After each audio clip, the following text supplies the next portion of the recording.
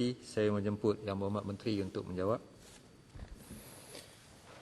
Bismillahirrahmanirrahim. Assalamualaikum warahmatullahi wabarakatuh. Salam. Dan salam sejahtera.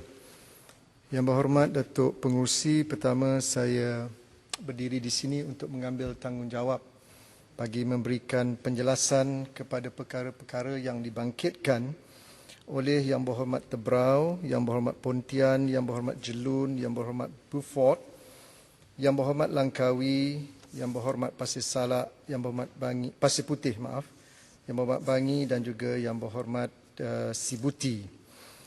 Saya mengikuti dengan tekun semua pandangan dan teguran yang diberikan dan saya mengucapkan terima kasih kerana pandangan-pandangan ini pastinya dapat membantu kerajaan untuk memulihkan dan mencerdaskan ekonomi negara. Namun izinkan saya sebagai penghormatan saya pada pagi ini, saya ingin respon kepada Yang Berhormat Langkawi terlebih dahulu daripada ahli-ahli berhormat yang lain. Yang Berhormat Langkawi membangkitkan apakah kerajaan masih menumpukan pelaburan FDI ataupun menarik pelabur-pelabur asing ke dalam negara kita. Ingin saya nyatakan di sini, Yang Berhormat Langkawi, bahawa kerajaan masih meneruskan dasar ini, memandangkan keperluan untuk kita memindahkan teknologi-teknologi bagi memberikan peluang kepada tenaga kerja kita mendakap teknologi baru. Dan untuk maksud itu, ingin saya nyatakan di sini bahawa keperluan dan keutamaan yang diberikan adalah industri yang berteknologi tinggi dan industri yang berkualiti. Bukan lagi industri yang berteraskan kepada labor intensif. Kerana sekiranya kita menumpukan kepada industri labor intensif, ianya akan menimbulkan masalah sosioekonomi yang kita hadapi semenjak beberapa tahun yang lalu.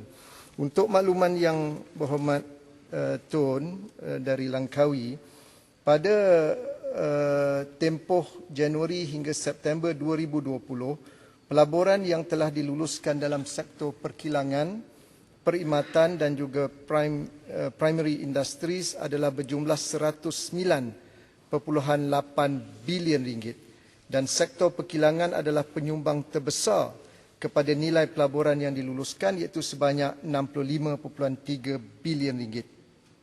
Daripada jumlah tersebut, FDI menyumbang sebanyak 38.8% yang bernilai 42.6 bilion dan selebihnya 67.2 bilion ataupun 61.2% adalah pelaburan tempatan. Maka keseimbangan di antara FDI dengan DDI ini masih menjadi tumpuan kerajaan pada hari ini, namun kita mahu memastikan ianya adalah industri yang berteknologi tinggi dan juga yang berkualiti.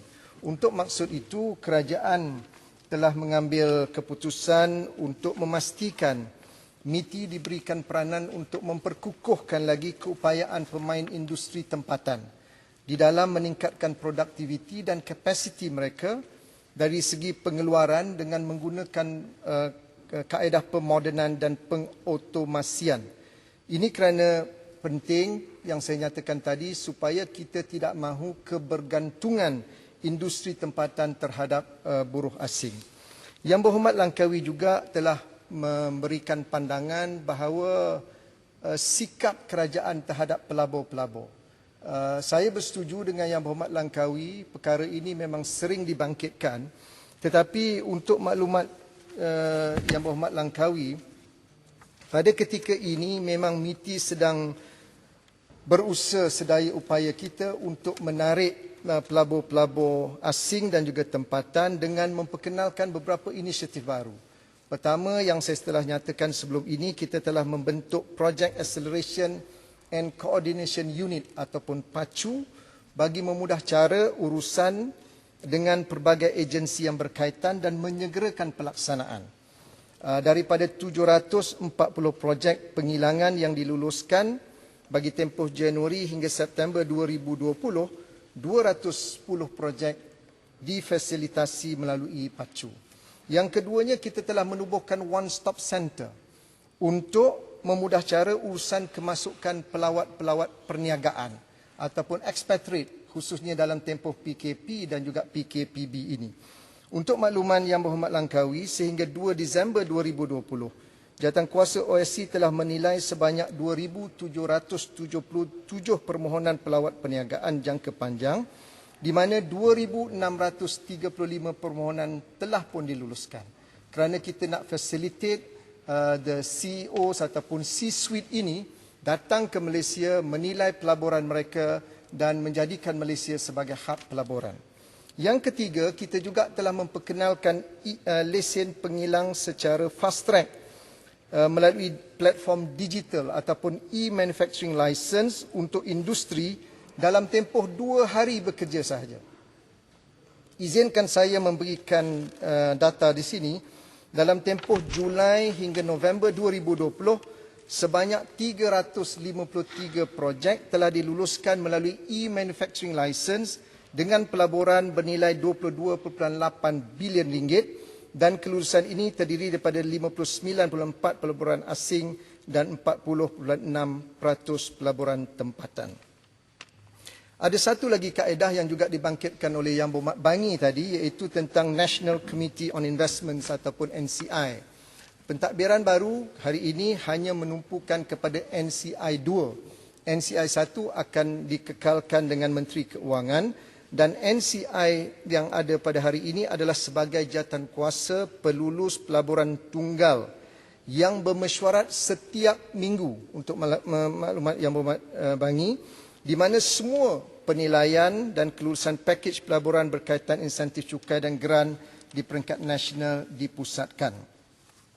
Untuk makluman Yang Berhormat Langkawi dan juga Yang Berhormat Bangi, bagi tempoh Januari hingga Oktober 2020, pelaburan yang diluluskan oleh NCI dalam sektor perkilangan adalah berjumlah 78.2 bilion, melibatkan 854 projek, dan dijangka akan dapat mewujudkan lebih daripada 65,193 peluang pekerjaan.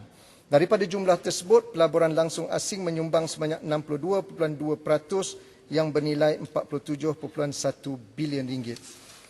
Yang Berhormat Langkawi ada membangkitkan isu usaha untuk menternak udang galah dan juga ada industri pelancongan.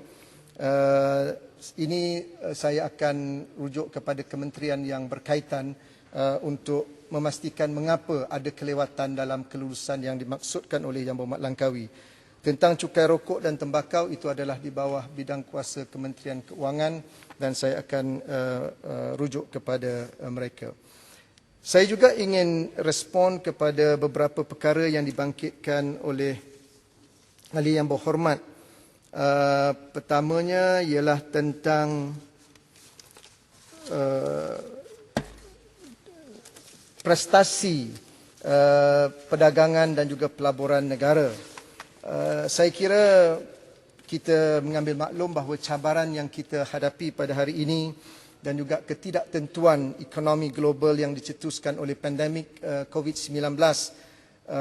Namun kita sedang berusaha sedaya upaya untuk membina semula dan mencerdaskan ekonomi negara. Bank Negara baru-baru ini telah mengumumkan bahawa KDNK benar pada suku ketiga 2020 mencatatkan kemerosotan yang lebih kecil, iaitu sebanyak 2.7%.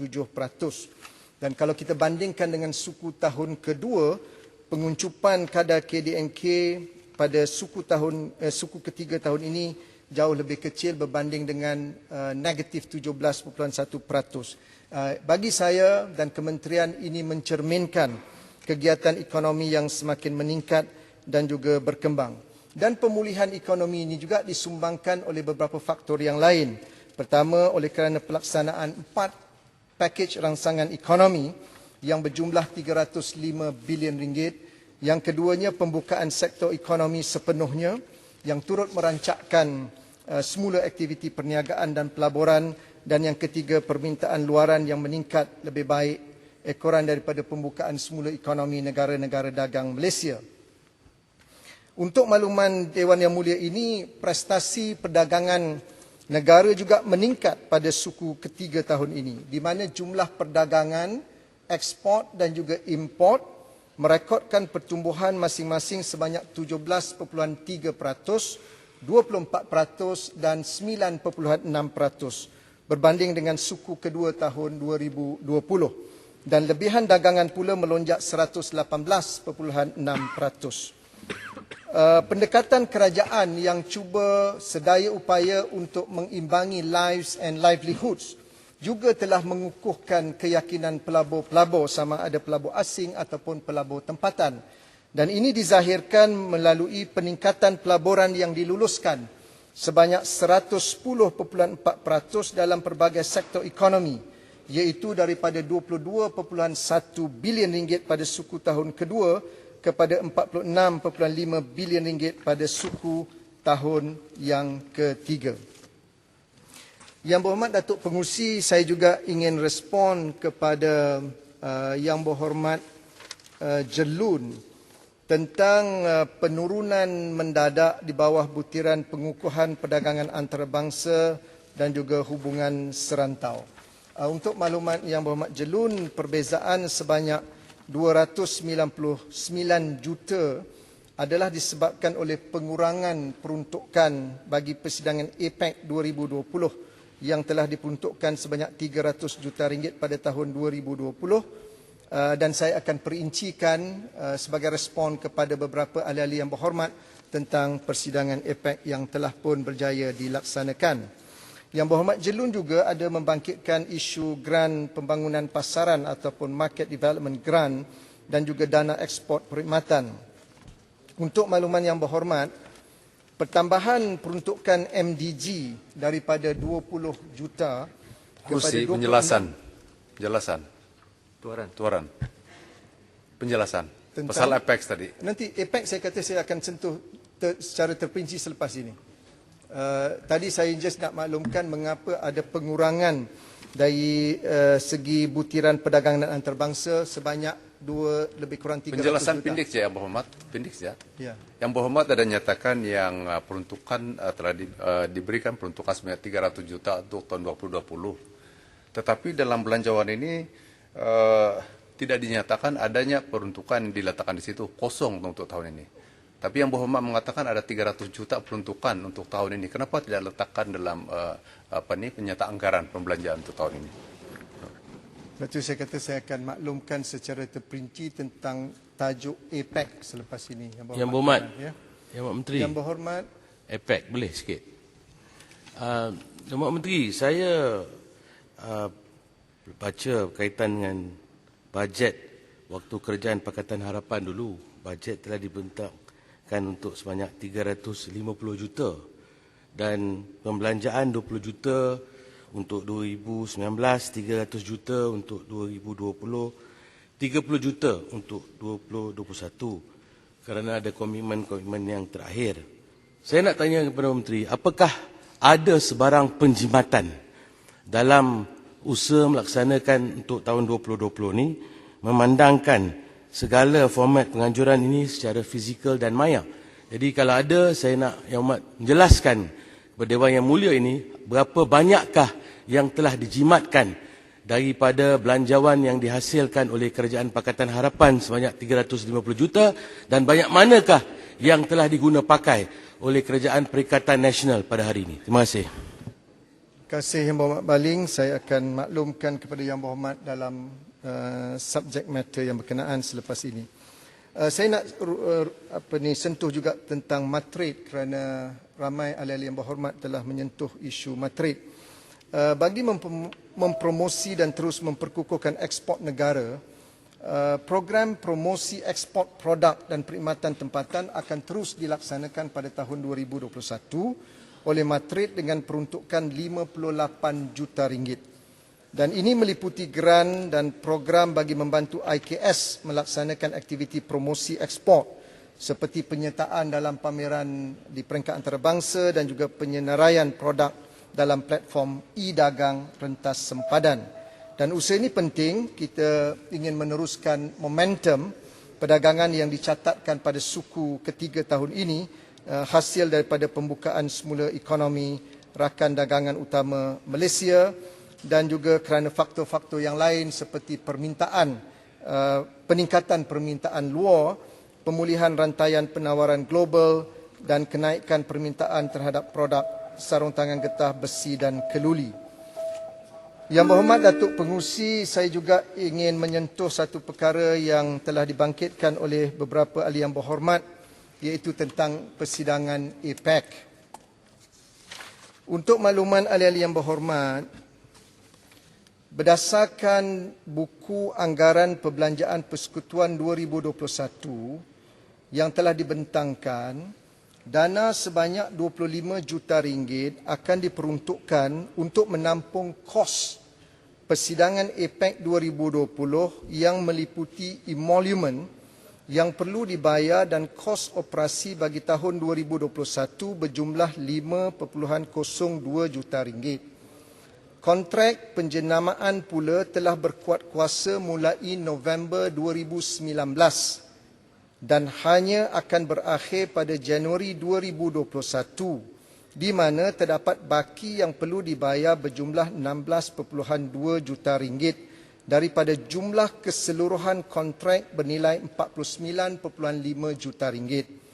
Bagi kontrak laman sesawang yang bermula pada Julai 2019 dan akan berakhir pada Jun 2021, baki yang perlu dibayar pada tahun 2021 adalah berjumlah RM63,494 daripada nilai kontrak bernilai RM634,940. Kontrak belian media yang dimeterai pada Disember 2019 kini berbaki sebanyak RM3.71 juta perlu dilunaskan pada tahun 2021. Secara keseluruhannya, sebanyak RM24.99 juta diperlukan bagi melunaskan baki pembayaran-pembayaran yang perlu dibuat pada tahun 2021.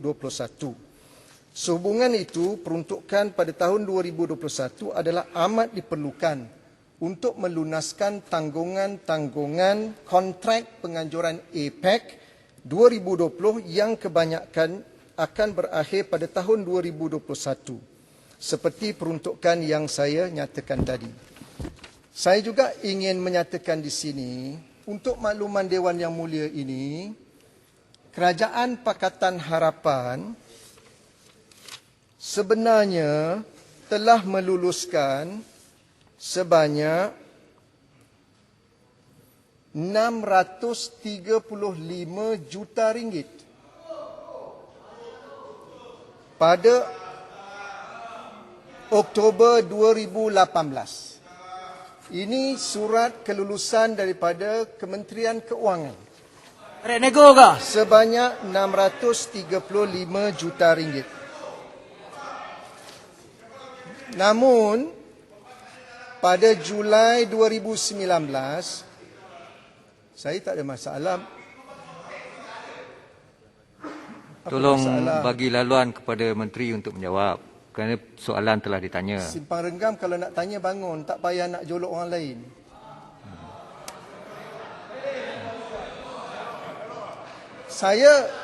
Saya berada di dalam kabinet, apa masalahnya? Saya hanya menyatakan fakta. Pada ketika itu, kerajaan meluluskan sebanyak RM635 juta. Alor Gajah pun dalam kabinet, saya tak ada masalah. Cuma pada tahun 2019, kita menyemak semula. Peruntukan yang diluluskan pada tahun 2018 disemak semula dan diturunkan kepada RM350 juta. Baik. Maka pada ketika itu, apabila diluluskan RM350 juta, kerajaan telah bersetuju supaya ianya dibuat secara berfasa. Pada tahun 2019 diperuntukkan RM20 juta. 2020 RM300 juta. Dan selebihnya RM30 juta untuk tahun 2021. Pada ketika itu telah diluluskan oleh Yang Berhormat Bagan dan kerajaan pada ketika itu. Ada peruntukan untuk 2021 sebanyak 30 juta ringgit. Tak payah bangun. Bagi saya Tak habis payah bangun. dulu. Ini nak Sudah usik lulus. Bagilah saya. saya habis dulu. Saya tak mau terlibat Nanti tapi dulu. ini sengaja nak usik saya. Bagi saya habis. Ini cari pasal Bagi punya saya hal. habis. Ini cari pasal punya hal.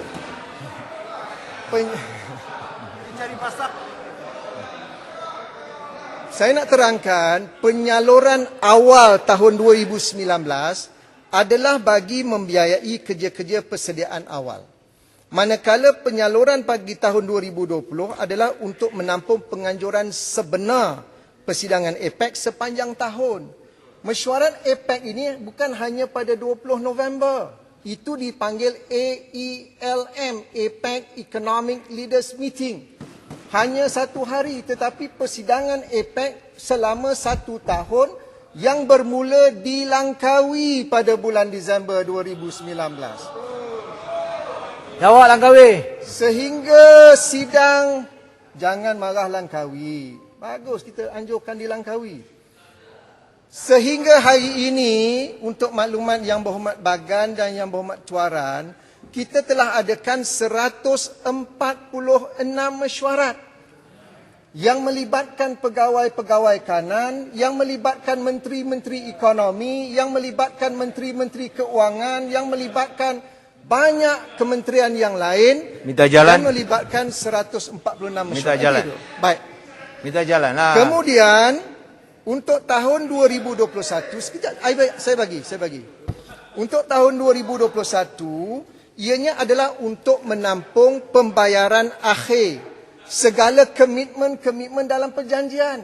Perjanjian ini ditandatangani dalam Kerajaan Pakatan Harapan.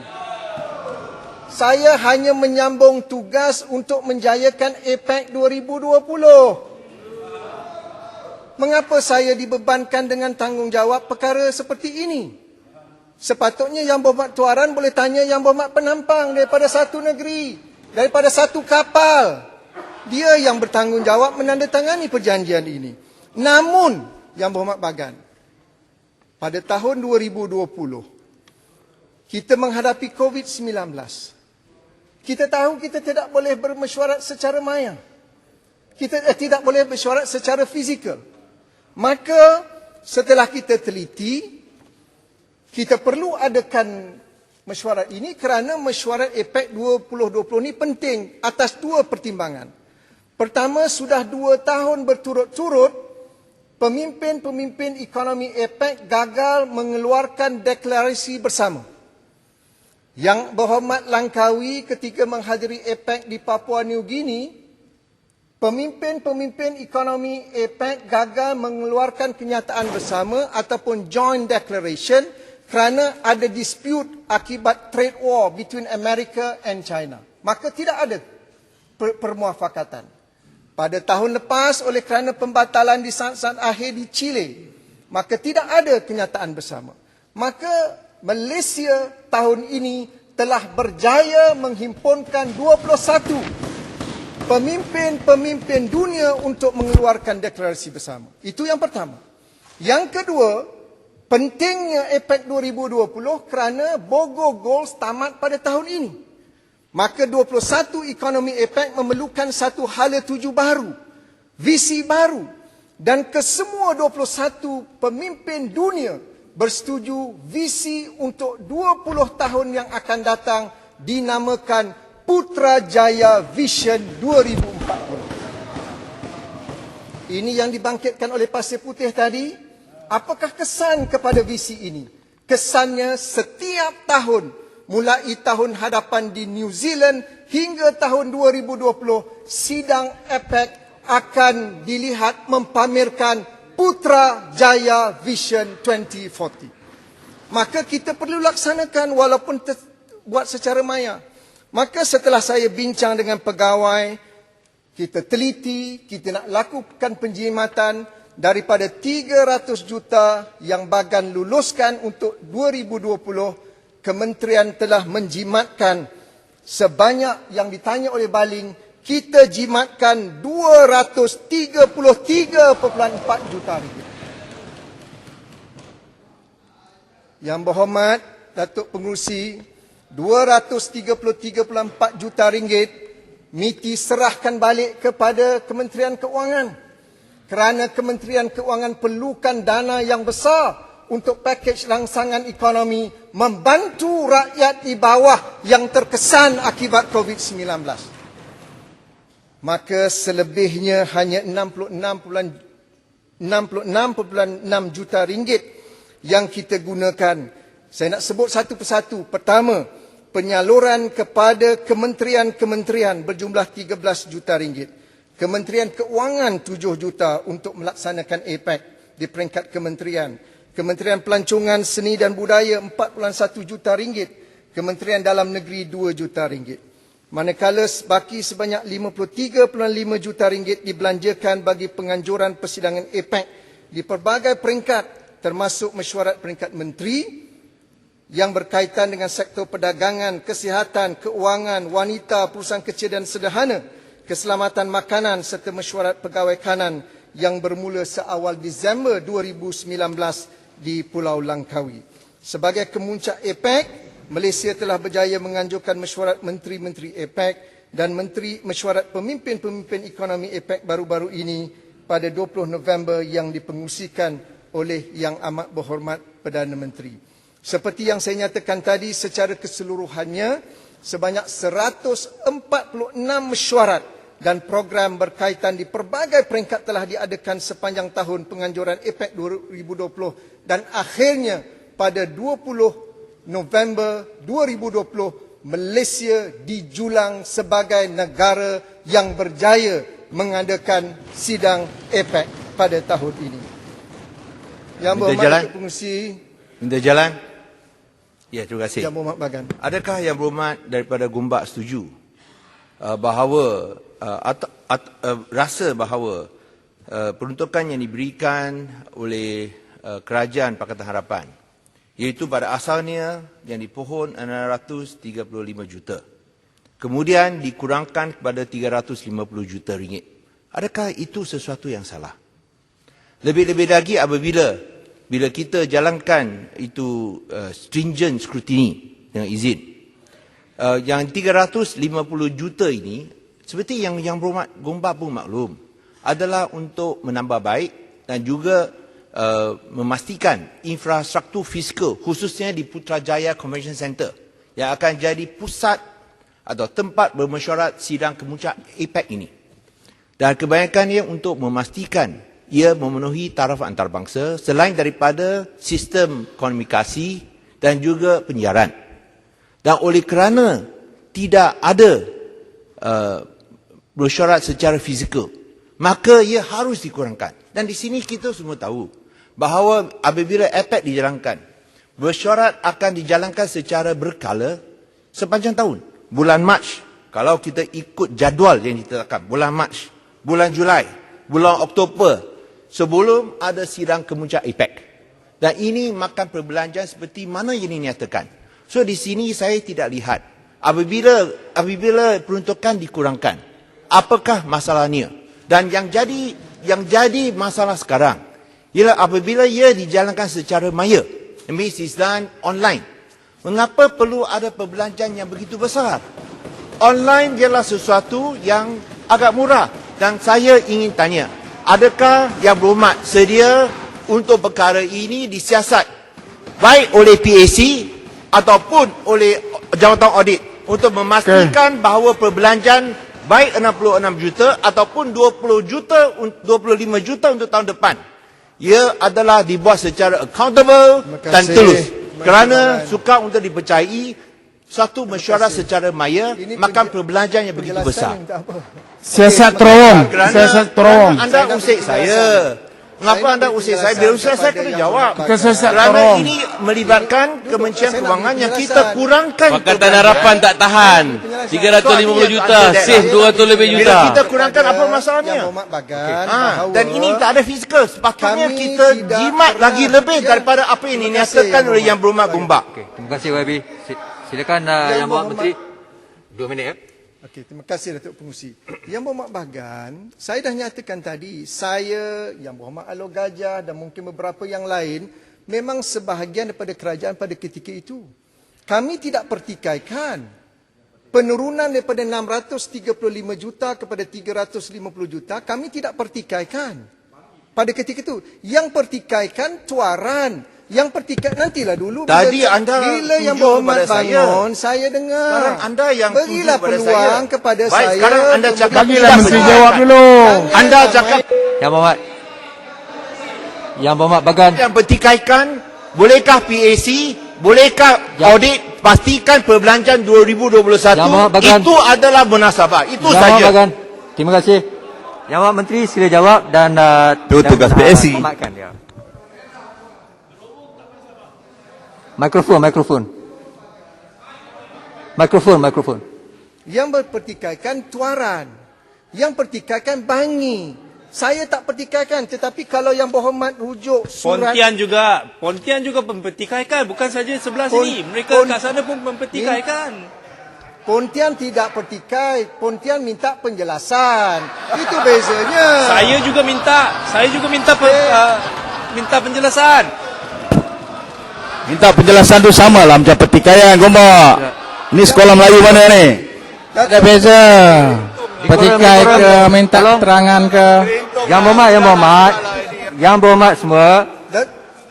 Soalan telah ditanya. Izinkan Menteri menjawab. 2 minit, Menteri. Masalah Bagilah Bagan, Menteri jawab. Bagan takkan benarkan saya bagi penjelasan. Sebab dia nak main politik sepanjang masa. Itu bukan kerja Bagan. Tetapi Apa ini? saya nak Mana nyatakan, main politik? Kita saya cakap main tentang politik angka. ini. Kita cakap tentang Gombak, jumlah. cermin Kita diri cakap lah, tentang cermin diri, perbelanjaan. Gombak, cermin Jangan diri. main-main di sini. Duduk. Janganlah bincang terowong. Bagan, duduk. Muhammad, saya tak bahas langsung, tapi beliau ini Dah, nak dah. cuba usik yang bukan-bukan. Kita kurangkan Oleh perbelanjaan. kerana Beliau Bagan boleh tak cakap yang lain. ingat penjelasan minat Jelas. politik. Jangan lari, jelas. Terima kasih pada Datuk Pengurusi. Yang lain saya jawab secara bertulis. Terima kasih. Ini apa ni? Takutlah. Yang Jangan takutlah macam ini.